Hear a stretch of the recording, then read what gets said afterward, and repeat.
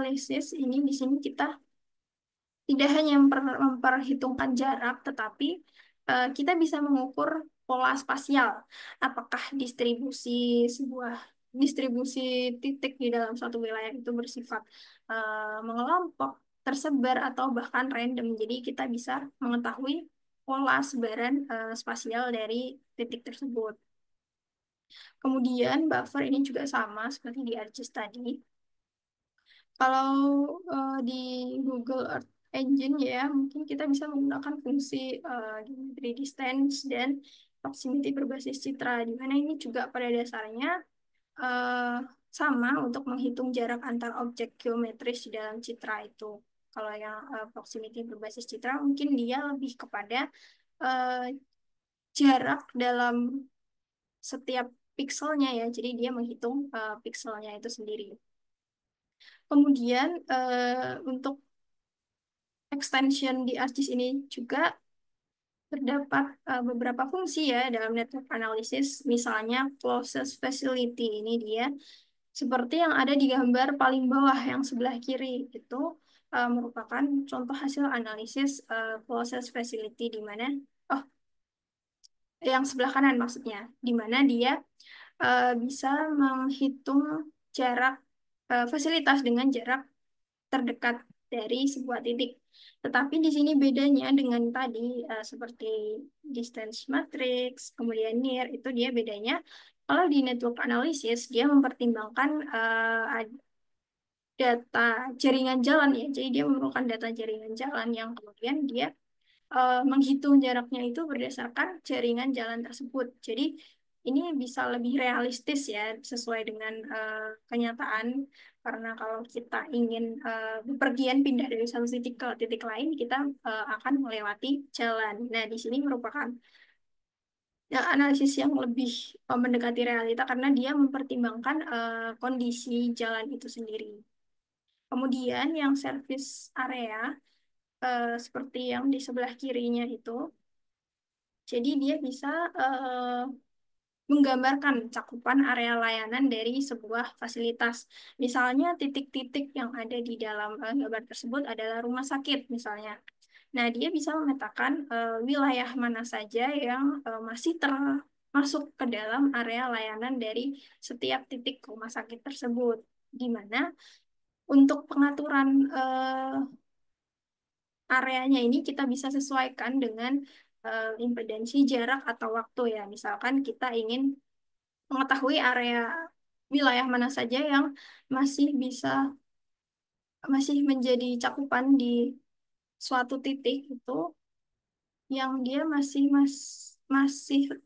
dekat dan dapat diakses dalam jarak tertentu atau dalam eh, waktu tertentu. Jadi pertimbangannya kita bisa menggunakan jarak atau waktu dalam melakukan analisis ini berdasarkan data jaringan jalan juga tadi.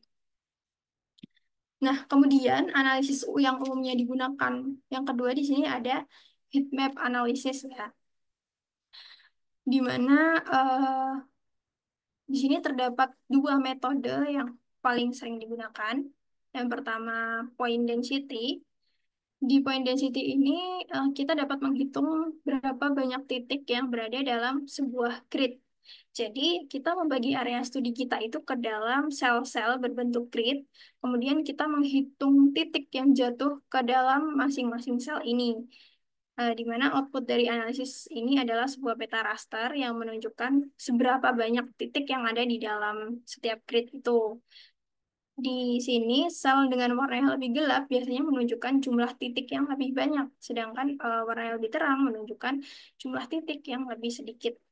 Dan keunggulan dari point density ini adalah dia prosesnya lebih cepat dan sederhana. Jadi kita tidak perlu mengatur banyak parameter dan cukup menentukan ukuran grid dan jalankan analisis. Tetapi kelemahannya adalah metode ini tidak mempertimbangkan jarak antar titik. Jadi, meskipun dua titik itu berdekatan atau berjauhan di dalam sebuah grid, keduanya tetap dihitung sama karena dia hanya menghitung jumlah. Sehingga ini bisa menyebabkan kurang akuratnya hasil kalau distribusi dari titiknya itu sendiri tidak merata. Contoh penggunaan point density misalnya ketika kita menghitung kepadatan penduduk di dalam suatu kecamatan atau mungkin jumlah toko yang tersebar di eh, sebuah wilayah. Nah, di situ kita bisa menggunakan point density untuk menghitung kepadatannya. Jumlah dari sebaran titik itu di dalam setiap sel. Kemudian yang kedua ada kernel density. Di sini merupakan metode yang lebih kompleks, di mana selain menghitung jumlah titik, metode ini juga mempertimbangkan jarak antar titik itu sendiri. Konsepnya, setiap titik itu akan menyebarkan pengaruh ke sekitarnya, di mana semakin dekat antar titik itu, maka semakin besar pengaruhnya. Dan titik yang lebih jauh akan memberikan pengaruh yang lebih kecil. Kalau sederhananya, jika diibaratkan di peta itu seperti setiap titik itu seperti lampu, di mana semakin dekat kita ke lampu tersebut, maka cahayanya akan semakin terang dan semakin jauh dari lampu, cahayanya akan semakin redup. Tetapi tidak hanya ketika kita tepat di bawah lampu saja kita bisa mendapatkan cahaya. Eh, di sekitar lampu pun masih ada efek terang, tetapi intensitasnya bisa menurun seiring dengan pertambahan jarak. Jadi sama konsepnya di sini, setiap titik yang berdekatan akan memiliki pengaruh yang lebih besar gitu. Nah, keunggulan dari metode ini adalah dia peta yang dihasilkan lebih akurat dan halus ya, karena dia tidak hanya menghitung jumlahnya, tetapi juga mempertimbangkan jaraknya dan menunjukkan konsentrasi nyata dari sebaran titik. Tetapi kelemahannya ini, kernel density memerlukan pemilihan parameter yang tepat, seperti radius bandwidth misalnya. Selain itu, posisi perhitungan yang lebih berat dan memakan waktu yang lebih lama dari point density juga menjadi salah satu kelemahan kernel density ini. Contoh penggunaannya misalnya ketika kita ingin menganalisis konsentrasi pelanggan, kemudian kejadian kriminal, atau mungkin kita ingin menganalisis lokasi fasilitas publik. Yang di mana dalam analisisnya eh, misalnya dalam kejadian kriminal, antar titik kejadian itu biasanya memiliki hubungan yang lebih kuat. Nah, seperti itu konsepnya. Kemudian analisis berikutnya yang umumnya digunakan adalah overlay analisis ya. Ini merupakan tahapan eh, utamanya di dalam analisis lokasi ini, di mana kita bisa menggunakan beberapa pendekatan di sini. Yang pertama, kita bisa menggunakan pendekatan kuantitatif binary. Di sini, kalau kita melakukan overlay, itu misalnya di sini peta satu adalah peta 2, peta satu dan peta 2 adalah input, sedangkan outputnya ini satu peta yang merupakan hasil tumpang susun dari kedua peta tersebut. Nah, di pendekatan kuantitatif binary ini, setiap kriteria diubah menjadi nilai nol yang berarti tidak memenuhi syarat atau nilai satu yang berarti memenuhi syarat. Jadi, cuman ada dua jenis, dua kelas ya di dalam klasifikasi ini. Misalnya, kalau kita misalkan peta satu adalah jarak terhadap jalan. Nah, kita menentukan misalnya jarak maksimalnya itu 100 meter. Berarti jarak 0 sampai 100 meter itu kita beri nilai satu yang artinya sesuai. Dan kemudian sisanya, jika jaraknya itu lebih dari 100 meter, maka kita beri nilai 0 karena wilayah tersebut tidak sesuai. Kemudian peta 2. Misalnya peta kepadatan permukiman, di situ kita tentukan nilai-nilainya. Jika kepadatan sekian, maka dia sesuai dan kepadatan eh, sekian nilainya tidak sesuai. Nah, dari situ kita lakukan overlay, di mana hasil overlay ini hanya akan menghasilkan nilai satu atau nilai yang sesuai ketika seluruh inputnya itu bernilai satu juga sesuai.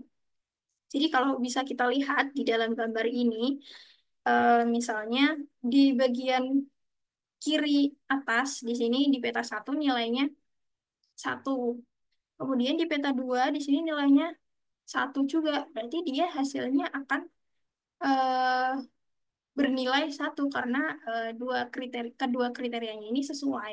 Sedangkan misalnya di area bawahnya di peta satu nilainya nol atau tidak sesuai, sedangkan di peta 2 nilainya satu atau sesuai. Nah, karena salah satu di sini bernilai tidak sesuai atau nol, maka hasilnya juga eh, tetap tidak sesuai. Jadi konsepnya di pendekatan kuantitatif binary ini setiap kriteria diubah menjadi nilai nol dan satu.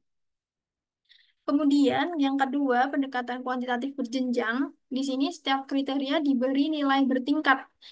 Misalnya eh, di sini nilai satu berarti buruk, nilai dua berarti baik, kemudian tiga sangat baik dan seterusnya. Jadi setiap eh, kriteria itu kita klasifikasikan ke dalam beberapa kelas, bukan hanya seperti di binary tadi kita cuma mengklasifikasikan nol dan satu atau tidak sesuai dan sesuai. Di sini kita klasifikasikan eh, bisa menjadi beberapa kelas tergantung dari analisis yang ingin kita lakukan. Nah, untuk overlay-nya sama sistemnya di sini penjumlahan biasa yang itu benar-benar menjumlahkan angkanya yang misalnya di sini dihasilkan skor yang beragam mulai dari 2, 3, 4, 5. Nah, dari sini cara kita menentukan wilayah mana yang sesuai itu juga bergantung pada eh, analisis atau tujuan kita sendiri. Kita ingin mengklasifikasinya itu bagaimana. Misalnya nilai 0 sampai 2 kita berikan kategori tidak sesuai misalnya. Kemudian 2 sampai 4 mungkin 2 sampai 3 mungkin sedang. Kemudian yang 4 sampai 5 sesuai. Mungkin bisa kita kategorikan seperti itu. Namun itu juga kembali lagi kepada masing-masing individu dalam melakukan klasifikasi. Jadi bisa berbeda-beda pengelompokan skornya.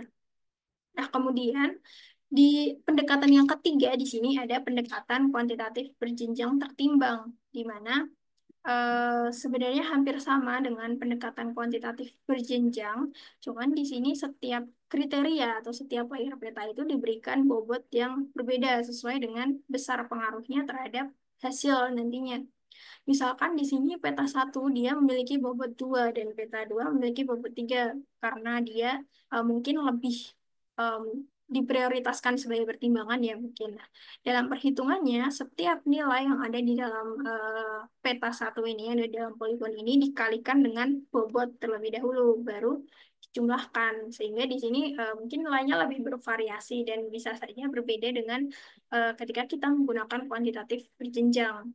Dan ini kembali lagi kepada analisis yang kita lakukan. Apakah terdapat kriteria atau variabel tertentu yang kita prioritaskan untuk menjadi pertimbangan dalam pengambilan keputusan itu.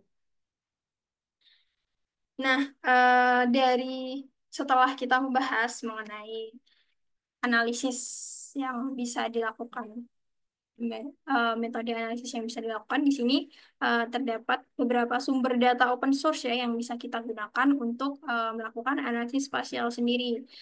Misalnya yang pertama, yang umum kita kenal di sini ada INAGIO Portal di gambar yang kiri bawah, di mana di sini merupakan portal resmi pemerintah Indonesia, khususnya BG yang menyediakan berbagai macam data geospasial hingga dia menyediakan data seluruh Indonesia begitu dan biasanya data-data yang disediakan berupa data dasar ya tadi misalnya wilayah administrasi, jalan, sungai, kemudian kontur, penggunaan lahan dan sebagainya yang itu merupakan data-data dasar.